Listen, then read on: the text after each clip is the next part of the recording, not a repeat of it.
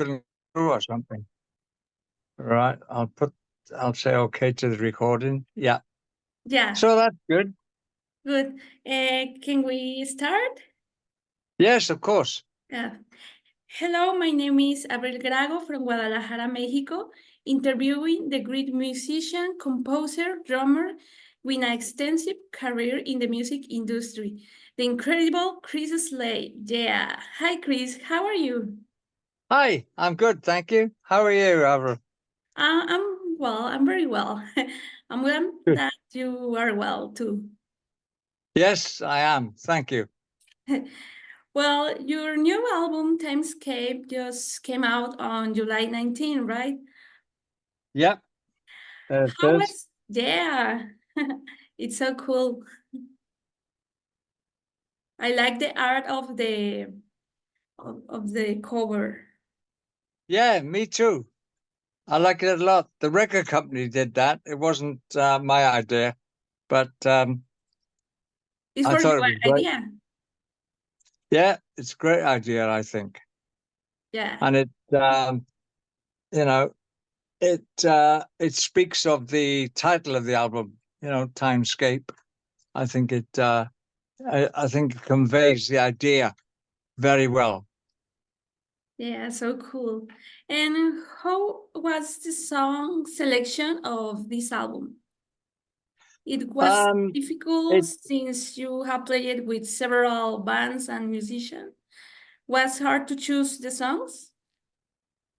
uh, it wasn't that difficult because we've all the band timeline, Chris Slade timeline. I've always recorded for the past 10 years, and they've always been covers though, cover songs. Like AC/DC songs or Man Yeah. for Man's Earth Band songs, or Uriah Heep, but anything like that. Um, so, but we had no vehicle for them. We had nowhere to put them. Um, and those two CDs really are like our set list because we'll be doing the original songs, Yeah. not all of them, a lot of them. We'll be doing those at live shows in the future. And of course, we're going to mix it with AC/DC and Man for Man's Earth Band and Jimmy Page and David Gilmour, and as we do now. And I think it's a very entertaining way to keep people interested. It's not just an AC/DC set. Um, it is half of AC/DC and half the other stuff. Gilmour, Page, Earth Band, all that sort of stuff. So it's it becomes very interesting the way we put it together. We play for 2 hours. Um, so and people are only disappointed when I say this is the last song, because the set builds over the 2 hours, and we'll play for longer if people want it, and most times they do, almost every time actually. Yeah. So this was like putting together a live show. I just wanted to entertain people with the music, Yeah. and I hope I've succeeded. People tell me that I have. I need more people to tell me that I have. Yeah. But it's so cool, the album. And is there a song that you would have liked to add to the album? Another song? Um, I'd have to say that again. I'm sorry, couldn't quite. My is hand there was in the way. a song that you would have liked to add to the album? To add to the album, Yeah, another song or um, another songs. I'd have to write it. I'd have to write it first. Right. Because on there is, Thunderstruck's on this album by Timeline, and Blinded by the Light, which is really the two major songs in my life, really, in my career. Yeah. As well as It's Not Unusual for Tom Jones, because that's who I started with in the 60s. And so it'd be difficult to add to it, especially as it's been printed now. Yeah. But I'm writing songs all the time. And so are the guys now in the band. They've written one of the songs on this album between them. And I wrote the rest, which started about 2.5 years ago. I've always written lyrics, and other people would write the melodies. Yeah. But Oh. I discovered 2.5 years ago that I was writing melodies suddenly. I don't know how. I have no idea how. They just came out of the air. So it just literally just happened. It was very spontaneous. And I've always, as I say, I've always done lyrics, Yeah. but now I could write melodies, and they became bass lines and string lines and guitar arpeggios and keyboard parts. And, that wasn't, I didn't plan that. It just happened spontaneously. So I was very pleased it did. And it's still happening. So, I am still writing. So when it comes to a live show, I might put a new song in. Who Yeah. knows? Hard rock and progressive are very different genres. Although within rock, which one do you feel most comfortable playing? You mean the type of music? Yeah. I'm comfortable playing all types. All And genres. my technique allows me, a drumming technique allows me to be very adaptable with the way I play.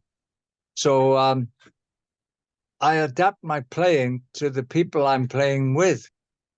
Cool. I started off playing jazz, which probably helps me to know what to play and where.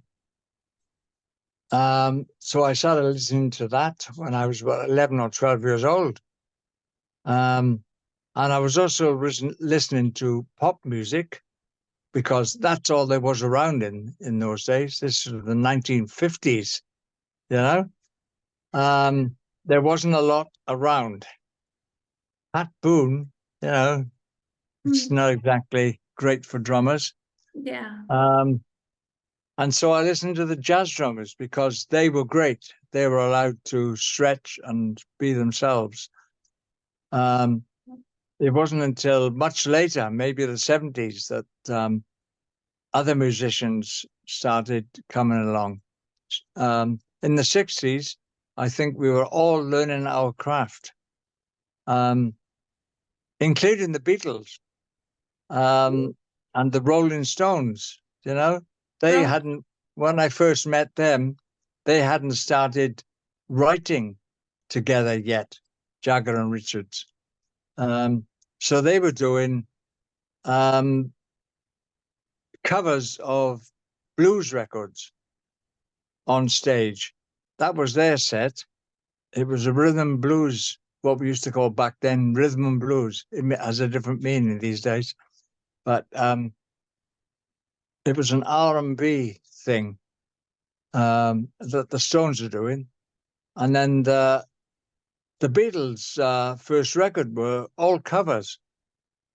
They were most of it was American music, which they copied and which they did on stage, because they played all styles, those guys. when they went to Hamburg to play, they had to entertain for like 3 hours at a time. So you'd pull anything out of the hat that you could.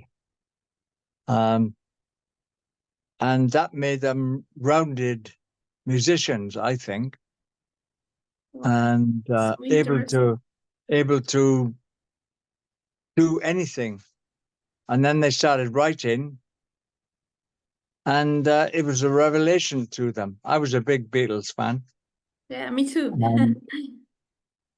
And you know, I was in the fan club even, and I was also a fan of the Rolling Stones. wow.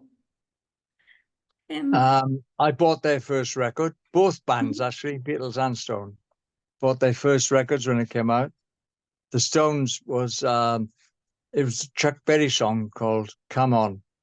That was their first record, and my first professional show was with Tom Jones in London, supporting the Rolling Stones.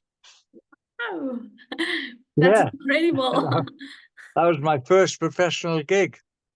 Wow. And also Tom Jones's. So it just shows, years later. And that's how rock music evolved, if you like.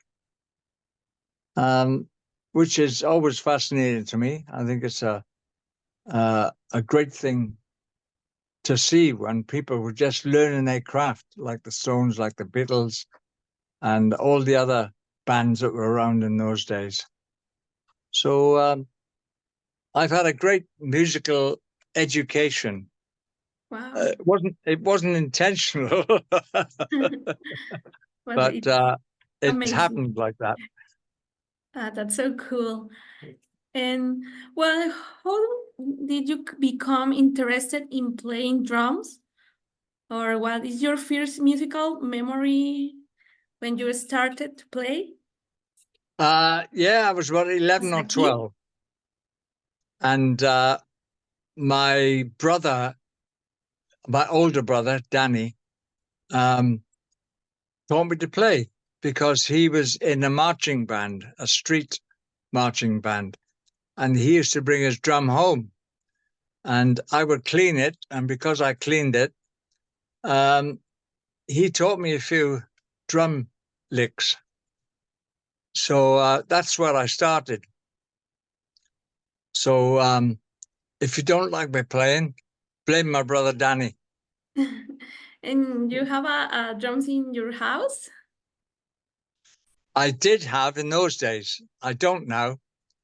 I never, ever since I was about 14, about 15, 16, I never played at home again.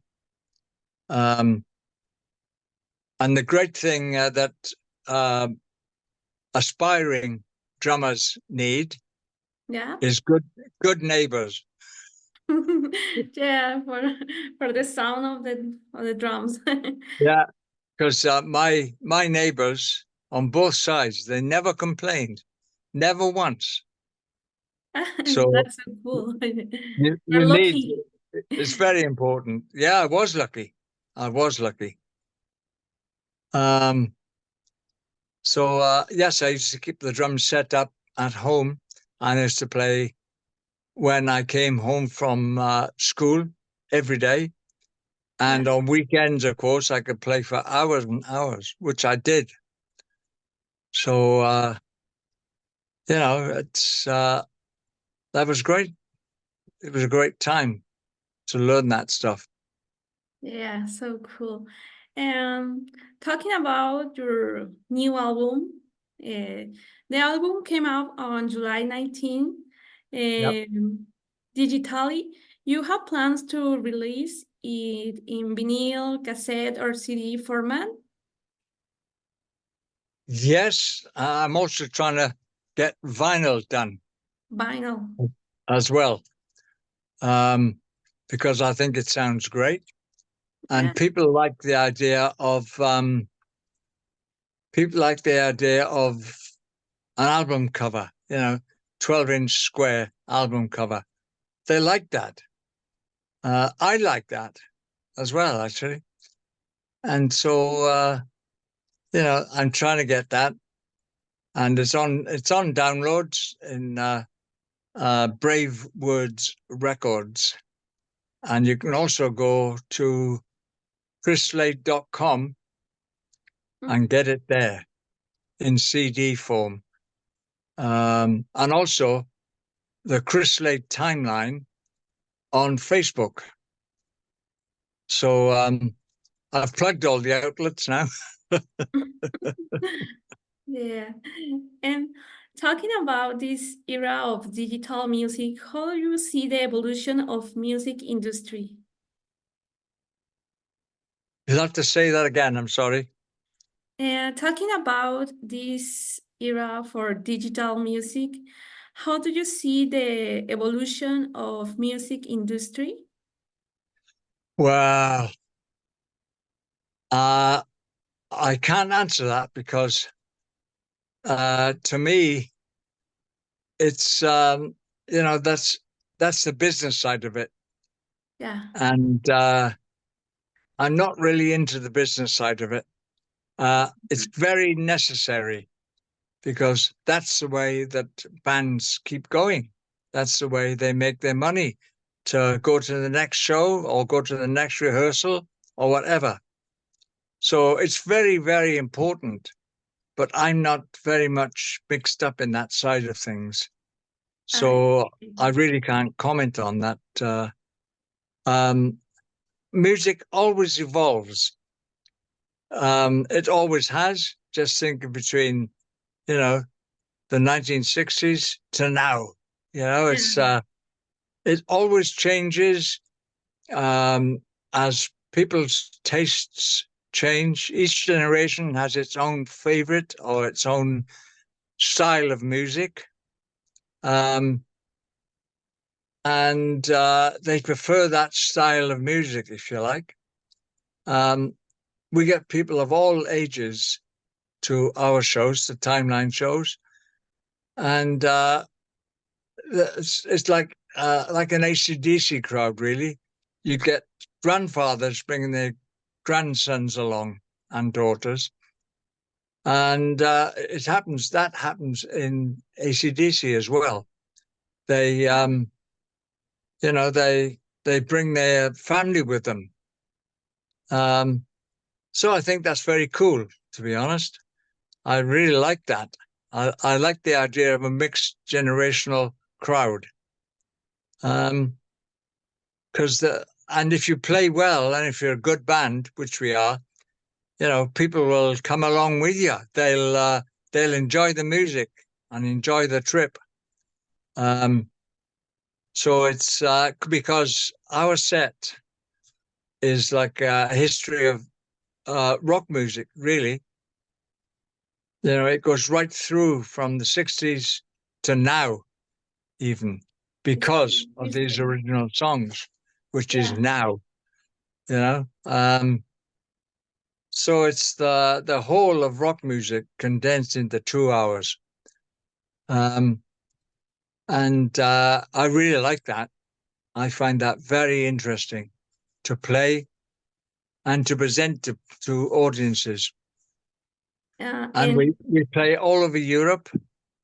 And we were in Italy about 3 days ago. You have doing a show to tour? And we go to Germany and France. We were in Poland 3 months ago. So we get around, we all over Europe, which is quite a big place. You have the plan to visit Mexico? I would love to come to. I've been to Mexico City, which is where you are, I think. Yeah. I played there with the band Asia. Yeah, progressive band. I can't remember when exactly. I think it was this century. I can say that. And I thought it was great. So I'd love to come to Mexico. And with this project, Say again? and with this project, touring Yes, in Mexico? yes, with this project, yes, with this band, because they're a great band and they're great on stage. And yes, I would love to come there, and also South America. I'd love to. Yeah. I've been to Brazil playing, and Argentina, and all sorts of places. Not with Timeline, but on my own. Yeah. Colombia, I've done a few countries. I would love to come to Mexico. Yeah. And we know that you have had a long music career. You have played with many artists. What other plans do you have? Would you like to visit or a country, play with a specific musician? What other dreams are you yet to fulfill? Um, well, I think at my age, I don't have many things I haven't done, to be honest. But I just want to keep playing drums. Yeah? I don't care where it is. But some people don't understand. You have to have an invitation from a promoter or somebody like that knows a venue that would be suitable for you. You can't just say, "Oh, I want to go to Mexico, so I'm going." Yeah. You can't do that. It's got to be planned properly. But I would love to come there, but plans are do exactly what I'm doing now. I had I wanted to, when I was a child, to play drums all my life, and Yeah. I haven't succeeded yet, You have but I'm working on it. you have a lot of energy and power. I don't know. Yes, I'm aware that I do. I can feel it when I play. Um, People ask me, how do you do that? And I always give the same answer, which is I use the force. Yeah. And well, talk about your career. What has been one of the biggest challenge you have had in your musical career? To keep going, to be honest, because it's not always easy to Yeah. find a band, or, there can be a vehicle for you playing drums. So uh, that's been very difficult sometimes. It doesn't look like it when you look at paper, but it can be very, very difficult for anybody, any musician, to keep playing, because maybe you get old, or hurt yourself or something, so you can't be a singer or you can't be a guitarist or something. That happens in life naturally as we go through life. But as long as you stay healthy, you can keep being a musician. And I never thought I'd ever get this old. I thought I would be dead at about 40 years old, as many people do. But believe me, it happens. You keep Well, going, and you get old. And drummers never old. I I actually think that music keeps you young. Yeah. I really do think that. Um, so, you know, if you do it properly, you can be a young old person. It depends your attitude. Yes, it does. It does. And that's one thing you must have being a musician. You've got to have a good attitude, because you've got to get on with your fellow band members, you know. So if you're not going to last a few weeks in a band. Yeah. They won't like you. They won't like you. So you've got to get on with your the musicians you work with. Yeah.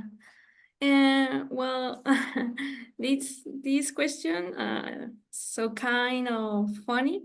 What are your memories or anecdotes about recording the video Big Gun with Arnold Schwarzenegger? It was very fun on the side of the screen. Yeah, that was bizarre, really, because in that video,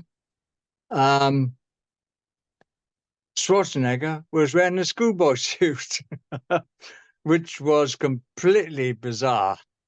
And then him trying to do the duck walk with Angus, Yeah.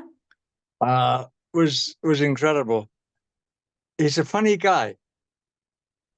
I mean, he has a great sense of humor. When he came onto the lot that we were making it on, he was driving his Humvee. So he had this big Humvee, and he must have realized we were the band. We were sitting at a table, all of us, probably on a coffee or something, and he drove his car right up against the table and started pushing it on purpose, you know. which Yeah. was really was very, very funny. I think so. And well, how do you recommend the new generation of musicians? Some advising or something? Look, I've got two sons, and I always said to them, don't be a drummer. Don't be a drummer. And of course, they are drummers. Why? Because drummers get the short end of the stick. The pecking order in bands is singer, lead guitarist, most bands, singer, lead guitarist, bass player. Oh, there's another guy over there. Oh, yeah, he plays drums. And you can ask a lot of drummers and you'll see that's true. Because they would make plans. Some bands would make plans to say, do a video or something. And they wouldn't tell the drummer. They wouldn't tell me what the plans were. And do you like to play another instrument? Do I play anything? Wow. Is that what you asked? Would I like to play another instrument? Yeah. Yes, I would like to play another instrument. I did a little bit of classical guitar for a couple of years. So I played classical guitar, but I haven't played it now and I can't play it now. I don't play a chordal instrument at all. So I don't play piano, I don't play guitar, don't play anything. So I wrote the songs by going to Mike Clark, the keyboard player for Timeline, and singing what I wanted to him. I've always been able to sing in tune, so I can convey it quite well. So he would hear me go la da da da da da da, and then he would translate that into music. Yeah. And well, could you tell us about your musical influences, but the actual music? Some band from now? You have to say that again. I'm sorry. Could you tell us about your musical influences? but bands actually. Musical You can recommend some bands in now or something new? from now, you mean? You mean? I can't, to be honest.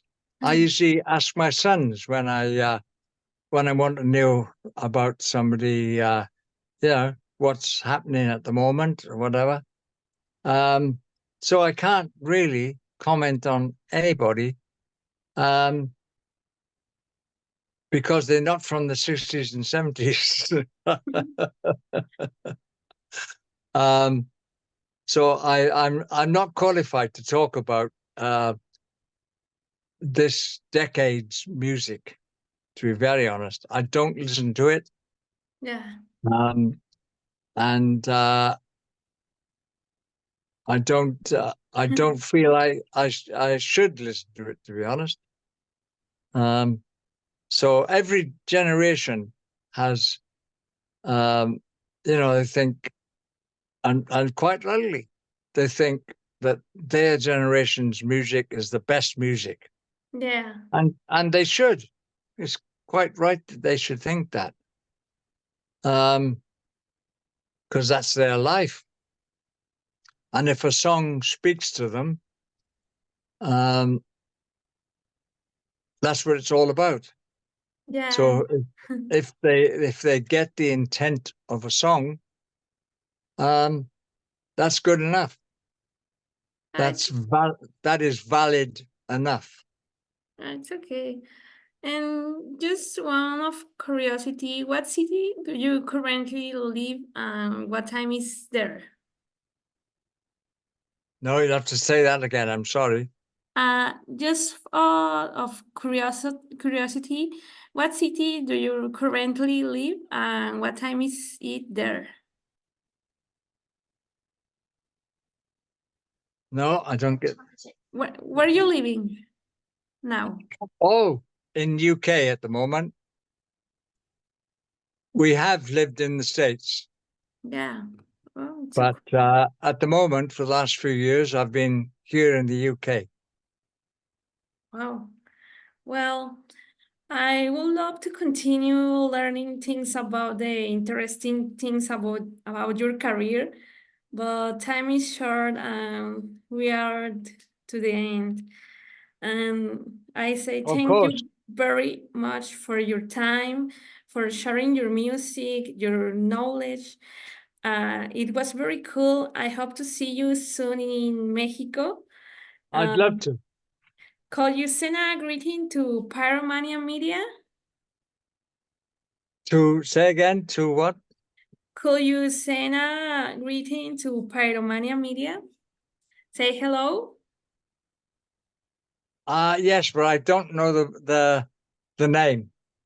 Pyromania Paranoia Music, is that it? is a media.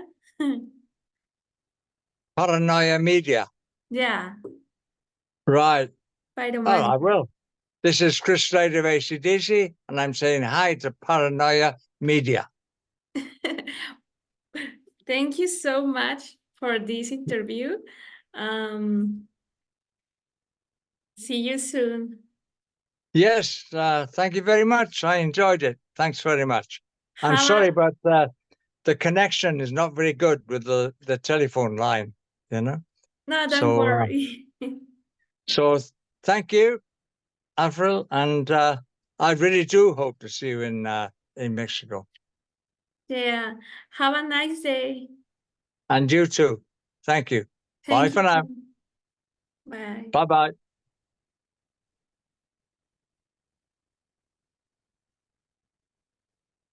She went for you to go, heard it.